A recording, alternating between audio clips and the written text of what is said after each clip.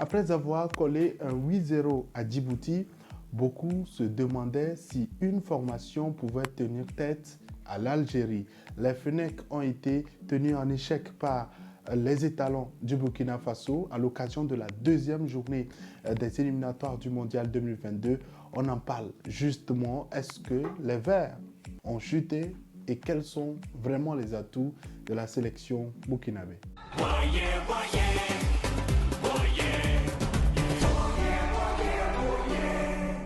Salut à toi, bienvenue sur ma chaîne, moi c'est Jacques. Ici j'analyse l'actualité sportive africaine et si tu ne l'as pas encore fait, abonne-toi à ma chaîne, active la cloche de notification pour qu'on puisse être nombreux à évoquer ces types de sujets.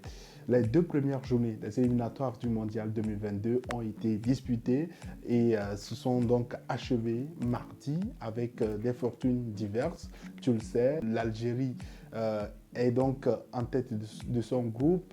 L'Algérie a été tenue en échec par le Burkina Faso. La rencontre qui normalement devait avoir lieu à Ouagadougou a été délocalisée du côté de Marrakech parce que le Burkina Faso, n'ayant pas un stade homologué par la CAF et la FIFA, défaut d'infrastructure, donc les étalons étaient obligés de jouer leur match à domicile à l'extérieur. Ça leur apprendra, ça apprendra aux autorités de pouvoir corriger et de maintenir également les infrastructures de qualité dans leur pays pour éviter ces types de situations inconfortables. Quoi qu'il en soit, les étalons ont tenu tête face à la sélection algérienne qui continue sa longue série d'invincibilité. Et quand tu finis de coller un 8-0 à Djibouti, je pense que tu dois effrayer, je pense que tu dois faire peur au prochain adversaire. Et cette sélection algérienne a montré quand même une richesse dans son effectif, a montré beaucoup de particularités, de pluralité même de qualité dans son effectif et même de profondeur de banc. Quand celui-ci n'est pas là, celui qui est sur le banc a la capacité de pouvoir vraiment faire basculer la rencontre sans toutefois diminuer la qualité de l'effectif et tout cela. Donc ce qui montre clairement, on les voit tout le temps, hein, on voit beaucoup de joueurs algériens sur le continent européen tous les week-ends montrer des choses intéressantes dans les 5 majors et je crois que c'est l'illustration parfaite d'une sélection qui est très mature, qui est très expérimentée et aujourd'hui si l'Algérie continue par écraser sur le continent, c'est également cet argument. On est en face quand même d'une génération qui est très mature, qui est expérimentée et qui doit à tout prix, au-delà de la Coupe d'Afrique des Nations qui a été remportée récemment, qui doit se qualifier pour le mondial parce qu'après tout, dans quelques années, cette génération va passer. C'est vrai que la relève est en train d'être préparée, mais cette génération veut à tout prix avoir quelque chose, participer à une Coupe du Monde et pouvoir peut-être même créer un exploit au cours de ce rendez-vous mondial avant de laisser la place à une nouvelle génération. Voilà pourquoi aujourd'hui, on voit une très belle gestion de rencontres par rapport aux autres adversaires et le coût normal de ces rencontres, tu comprends en même temps que ces Algériens savent où ils sont en train d'aller, ils savent quels sont leurs objectifs et quels sont peut-être même leurs défauts. Parce que quand tu te rends compte que tu es un peu tenu en échec, tu les vois réagir avec, comment on dit ça, avec astuce. Leur agressivité, leur détermination, la détermination des Fennecs à pouvoir arracher un résultat montre clairement la pression qu'eux-mêmes ils se mettent. Déjà, au-delà de défendre les couleurs d'un pays, il faut à tout prix accrocher un résultat pour peut-être dans 5 ans, 10 ans, 20 ans, être fier quand même de présenter ceci à ton fils ou à ton petit-fils. Tiens, c'était ma photo quand on était à la Coupe du Monde. Tiens, c'était ma photo quand j'ai remporté 2 fois de suite la Coupe d'Afrique des Nations. On en parlera justement par rapport à la Coupe d'Afrique des Nations. On parlera de tout cela dans la longue série consacrée prochainement à la Coupe d'Afrique des Nations. Et ce mardi, la sélection burkinabé a montré également qu'en face, on ne devait pas trembler.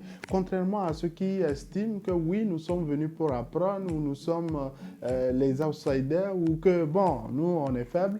les Burkinabés ont regardé droit dans les yeux les Algériens pour leur dire, comme je reprends les mots du sélectionneur, le football où la balle est ronde, où le ballon est rond pour tout le monde. Ça veut dire clairement que cette sélection, au-delà de son invincibilité qui peut faire peur sur le continent, au-delà de tout, ce qui est sûr, un jour, elle va tomber. Et donc, il faut que quelqu'un la fasse tomber. Et donc, aujourd'hui, c'est possible de pouvoir battre l'Algérie si on allie détermination, qualité et puis un sérieux dans la gestion de nos sélections et tout cela. Mais pour le moment, c'est l'Algérie et accepter que ce soit l'Algérie qui soit aux commandes des choses. Je ne serais pas surpris que dans les mois à venir ou dans l'année suivante, que l'Algérie prenne les commandes déjà même sur le continent en termes de classement de la FIFA. Mais au-delà de tout, quel est l'atout de ceux qui ont réussi à tenir tête à l'Algérie tout récemment? Je parle du Burkina Faso. Le Burkina Faso, oui, allie également une jeunesse et de l'expérience. Quand tu vois un peu cette sélection qui a également fière allure, il y a beaucoup de joueurs qui évoluent quand même au haut niveau sur le continent européen. Quelques joueurs comme Issoufou Dayo qui évoluent sur le continent à la Renaissance sportive Berkane ou encore d'autres joueurs sélectionnés dans le championnat local. Mais c'est de la qualité sérieusement et quand ils savent qu'ils jouent également leur avenir, qu'ils jouent également leur carrière, tu sens qu'ils multiplient déjà leur engagement, leur détermination et ça peut combler peut-être même les lacunes qu'ils ont sur le plan technique et peut-être même tactique et tout cela.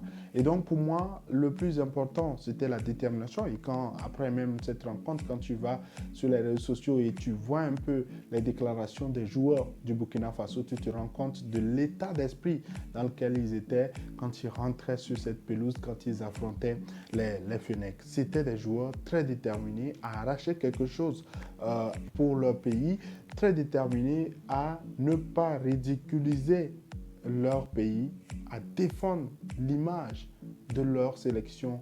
Surtout vers l'avant, il y a des joueurs de qualité, de très bonnes décisions, déjà même dans la percussion.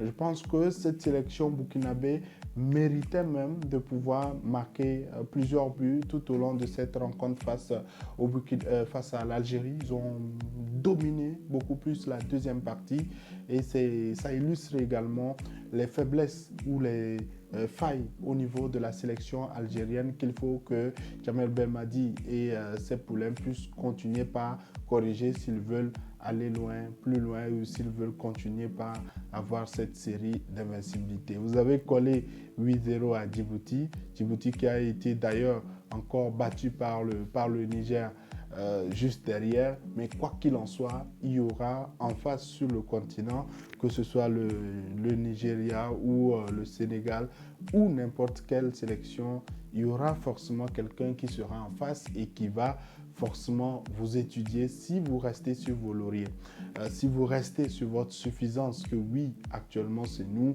actuellement on est champion d'Afrique ou quoi que ce soit.